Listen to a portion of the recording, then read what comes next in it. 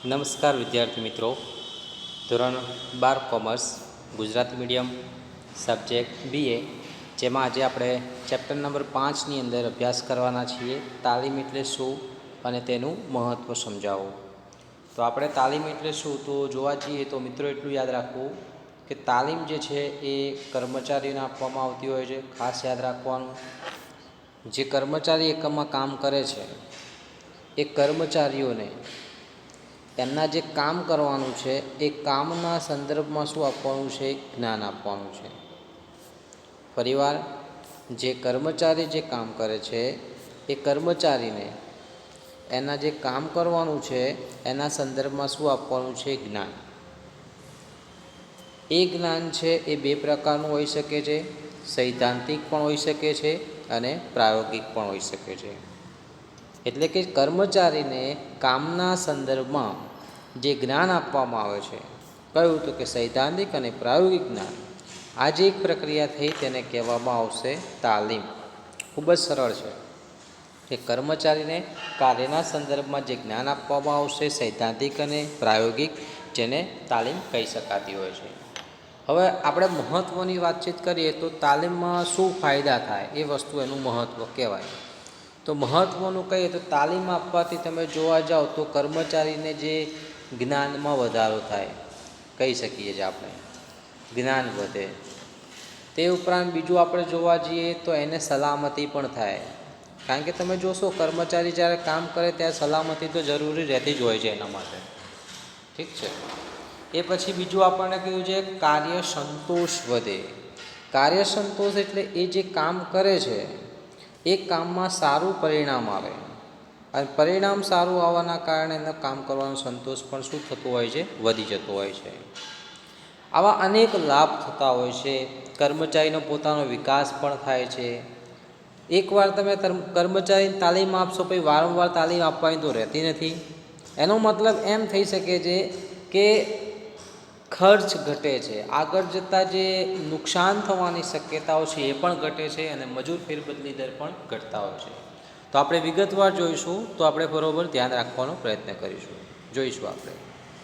સૌથી પહેલાં કીધું છે તાલીમ એટલે, તમે જોઈ શકો છો, તાલીમ એટલે કર્મચારીઓને તેના કાર્યના સંદર્ભમાં, એ જે કામ કરે છે એના સંદર્ભમાં શું કરવામાં આવશે?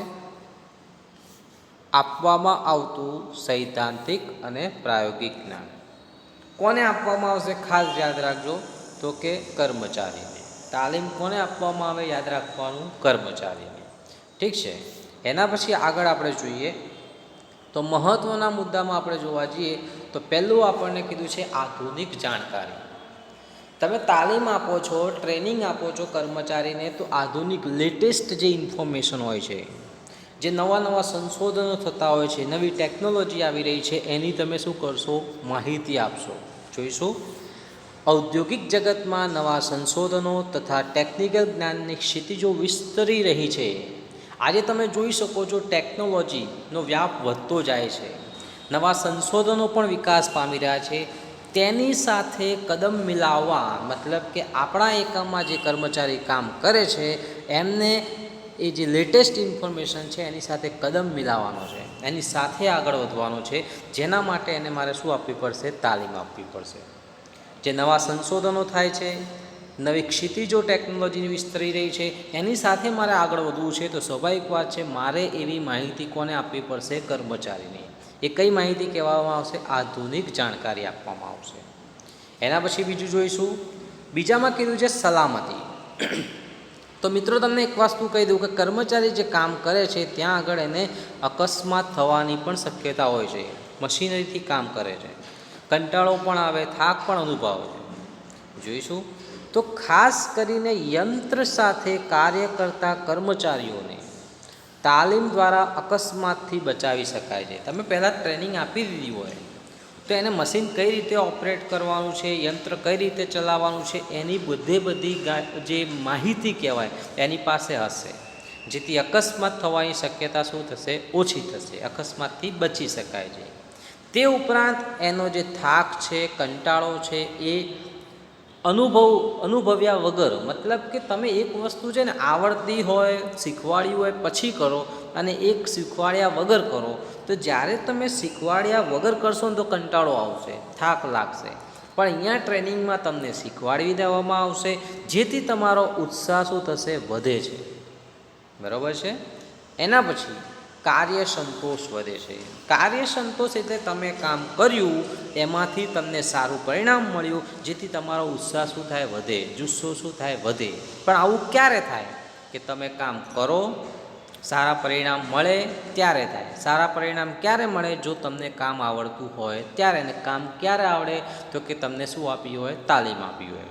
તો તાલીમ આપવાથી કાર્ય સંતોષ શું થાય છે? વધે છે. જોઈએ, તાલીમ દ્વારા કર્મચારીને જે કાર્ય અંગેની તાલીમ આપવામાં આવી હોય તે જ કાર્યની કામગીરી સોંપવામાં આવે છે.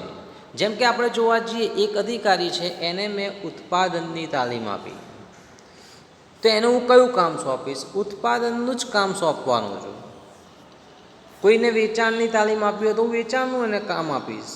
કહેવાનો મતલબ, જે તાલીમ આપી છે એના સંદર્ભમાં કામ આપવાનું, જેથી એનો જુસ્સા વધે, જુસ્સાથી કાર્ય કરે અને કાર્ય સંતોષની લાગણી પણ અનુભવે.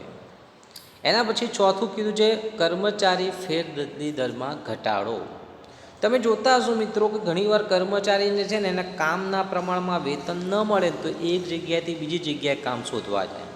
એણે અથાગ પરિશ્રમ કર્યા હોય છે, ઘણી મહેનત કરી હોય છે, પરંતુ કામનો એને બદલો મળતો નથી, યોગ્ય વળતર મળતું નથી. એણે બહુ કામ કર્યું પણ પગાર ખૂબ જ ઓછો મળ્યો, જેથી એ શું કરશે?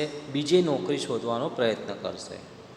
પરંતુ અહીંયા તાલીમ આપવામાં આવશે, કામ પ્રમાણે એને વેતન મળશે, તો એ બીજી જગ્યાએ જશે નહીં, આર્થિક લાભ થશે.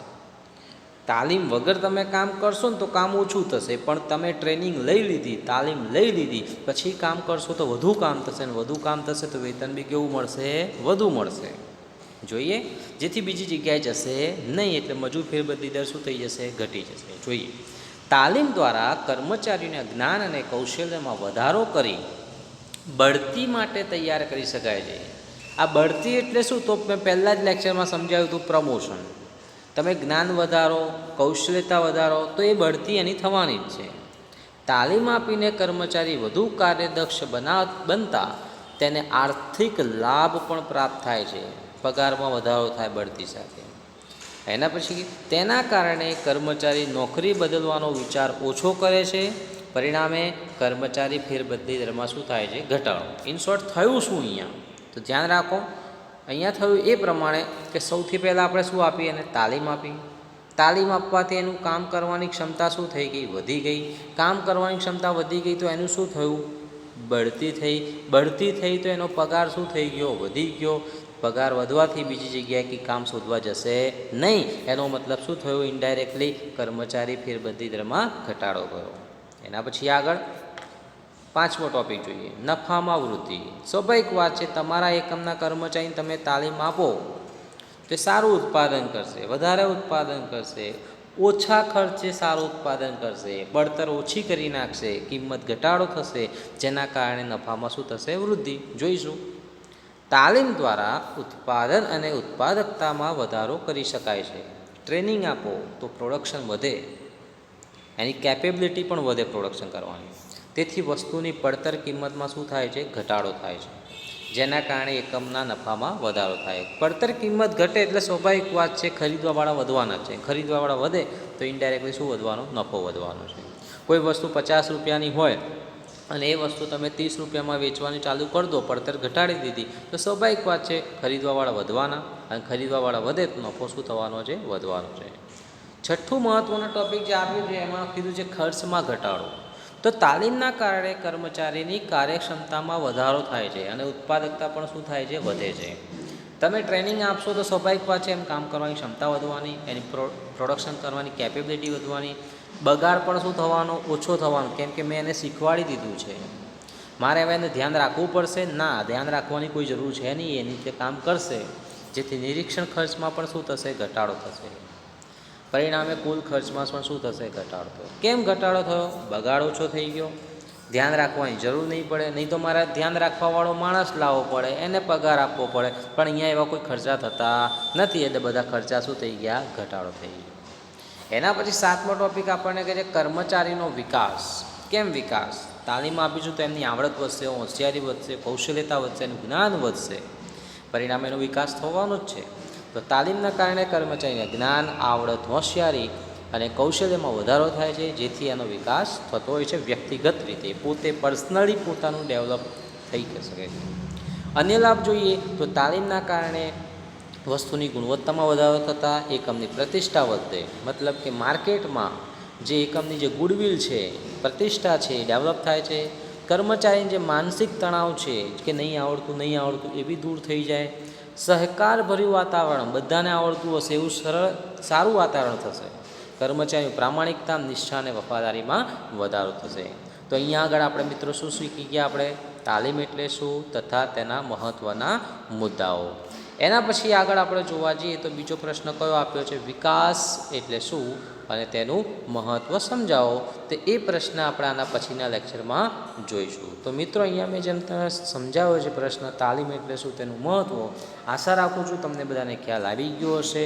તો એને આપણે સારી રીતે પીડીએફમાંથી સુંદર અક્ષરોમાં આપણે નોટબુકમાં લખી લઈશું અને આપણે સમજવાનો પ્રયત્ન કરીશું. Thank you very much.